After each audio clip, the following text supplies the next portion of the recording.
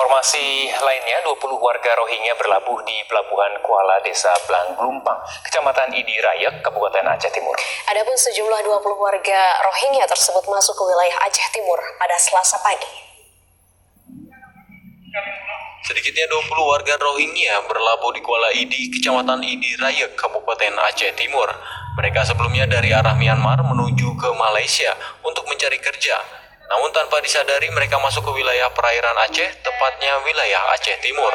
Ke-20 warga Rohingya tersebut masuk ke wilayah Kuala Desa Blang Glumpang sekitar pukul 8 pagi tadi.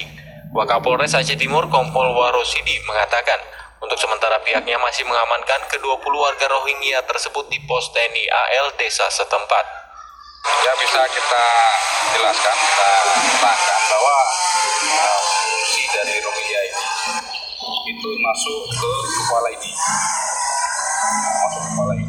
dan tidak ada arti terjadi penjemputan ataupun kita temui di tengah laut, karena kondisi kapal dalam kondisi BBM pun penuh dan stok BBM pun masih cukup.